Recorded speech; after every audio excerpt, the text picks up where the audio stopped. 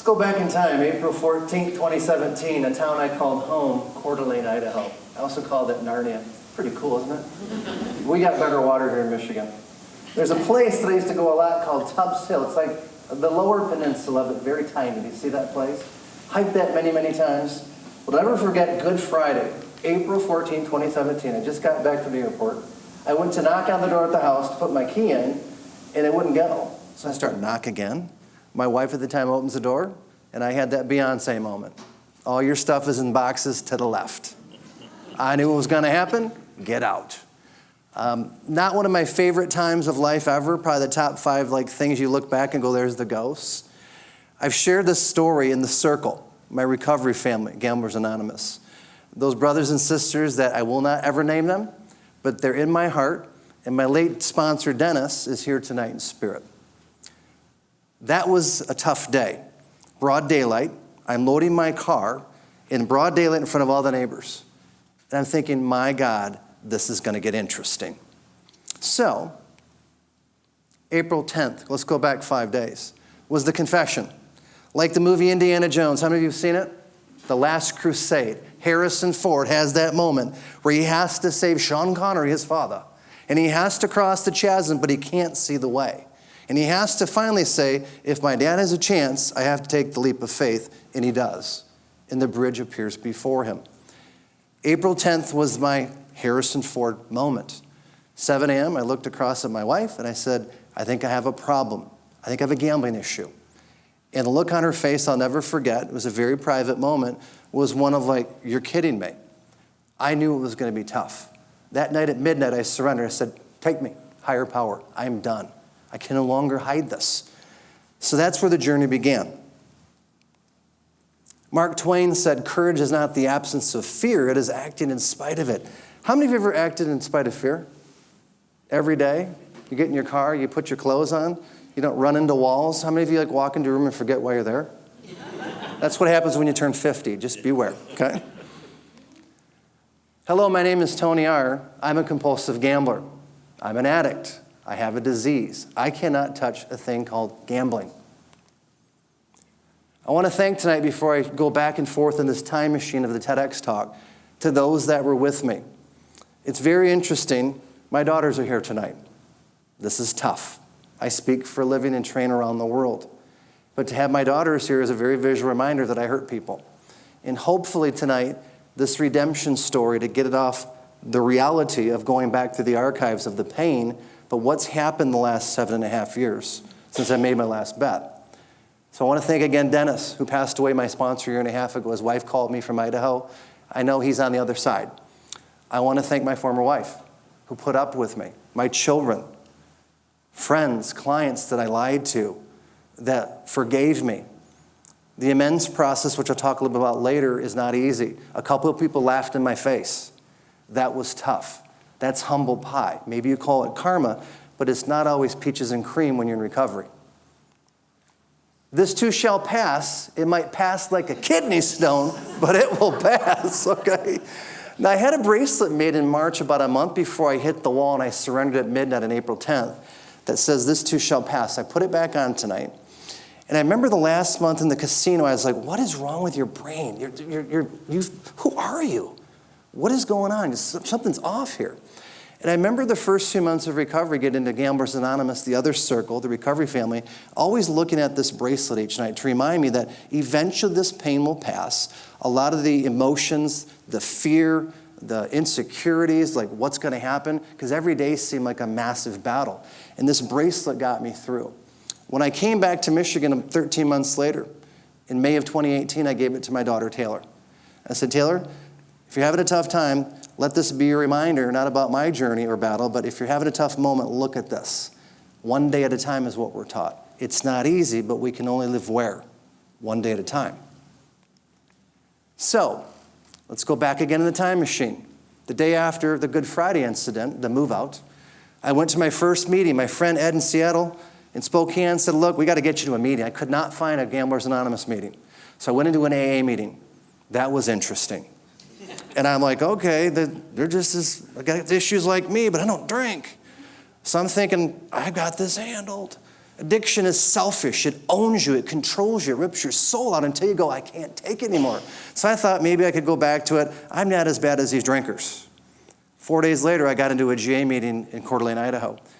And at the end of the meeting, we went around the circle, and I literally took my ball cap and I wept. I thought, you are an addict. You can no longer deny this. Willpower will not stop this, Tony. You've got to get help. So again, thanking those that helped me in the circle, that have passed on, and those that are still present, that will see this, and other folks out there that are going to hear this. This is not easy to tell you what happens in the circle. So I had to stop. I had to surrender. I had to start a new life. I had to take this sound. Some of you know what I'm talking about here. This was tricky last night, buying this as a prop. These are not gambling chips. Just let you know that.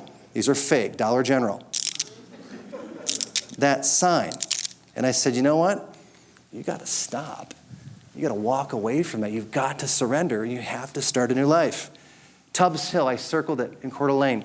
That's the bridge on Tubbs Hill. And I look at that journey. I have walked that hill hundreds of times during recovery. I had to change the habit.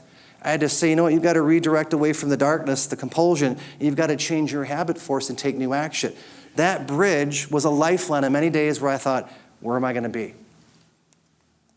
The program works if you work it. I have a quote here. This says, let the voice in your head be your biggest ally, not your biggest critic. In recovery circles, we call it head trash. It's constantly that little voice that says, you can't do that. Well, you can go back and go, no. You've got a couple $100. You can hide this. That's the head trash that we as addicts deal with. And you have to every day do your best. The first year or two, for many of us, is to turn the volume way down. And you've got to override that and interrupt that voice and say, stop it. You must go away. You go to a meeting.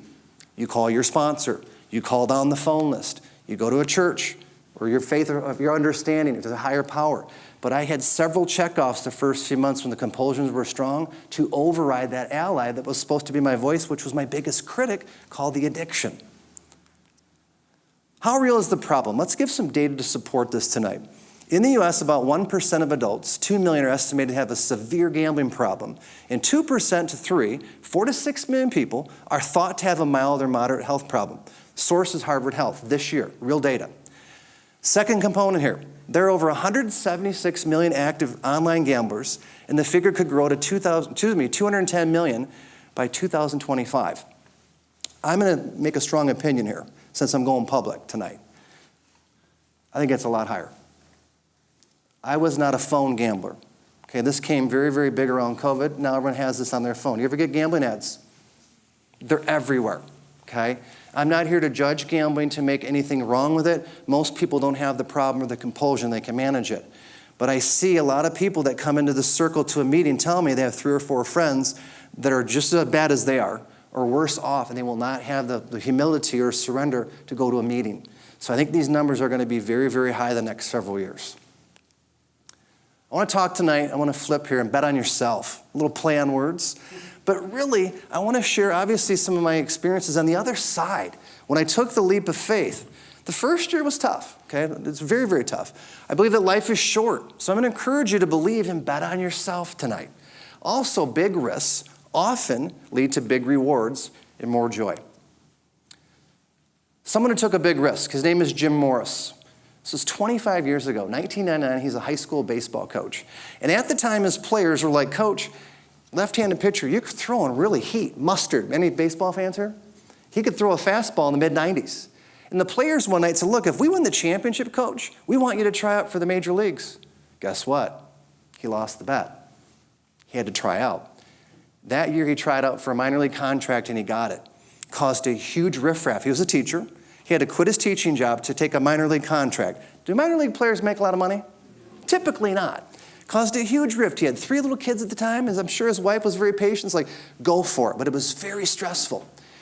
What happens is history next. He gets called up 5 months later to the Tampa Bay Devil Rays. He's the oldest rookie in Major League history at the age of 35 to pitch. A couple years later, Hollywood finds out about it and says, look, let's make a movie. Dennis Quaid becomes the lead role that plays Jim Morris. That movie made $85 million on a $12 million budget. The other side plot when I researched, I've been emailing him and his wife back and forth. is that Jim basically was dead broke. He was like, I've got to have some contract money come through. So once the movie rights came through, he made a little bit of a payday. The next year, he signed with the Dodgers for $200,000. So the money came back, but did he take a leap of faith? Absolutely. Dennis Quaid said in many interviews, to paraphrase, it changed his career because he felt like his career was tanking. He saw the script and said, I need to be Jim Morris. I want that role. So it resurrected Dennis Quaid's career. Fascinating how things interconnect. So how did I quit gambling to save my life? There's the man thinking. I had lots of sleepless nights, okay? Gambling messes with your mind. The head trash gets interesting, and it's a lot of rewiring your habits once you start to get clean on the other side.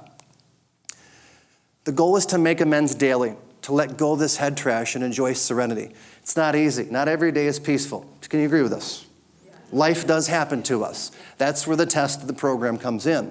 But these were the big three identified. It was very interesting to go back again in the archives and look at some of the old ghosts from the first year or two of recovery and go, man, I was messed up. First one was guilt.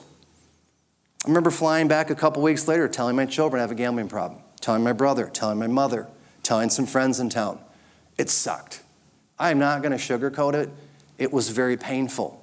I feel like I'd let the entire family down, like you've betrayed the name. Social media is not easy. Do you agree? Because everyone was starting to find out via social media. Second thing I did was shame. Was carrying around this deception for about a year, year and a half, where the gambling got compulsively worse. I wouldn't pick up phone calls. I was missing obligations. I was showing up late at home. I was not being fully disclosed with my wife at the time about my money.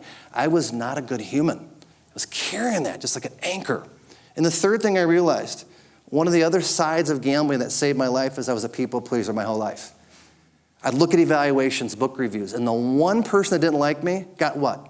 The most focus. And the other 99 people that sort of liked it, I just ignored it because I thought, I've got to keep going. I've got to keep going. I've got to be like this amazing human. It's exhausting. And at 45 years of age, I hit the wall. The people pleaser had to die. That's huge. Finally, in my late 40s, I learned boundaries. Not perfect. My kids are here to attest to this, okay? They're witnesses. But it's to say, no, I'm not comfortable with that. Yes, I can do that, or I'm not sure. But it took me a long time to learn how to be who I really was. So the only time I think you should ever look back is to see how far you've come. That picture was taken 3 months into recovery. I looked fine, but I am miserable on the inside, just dying. I remember 3 a.m. every night waking up going, is this over yet?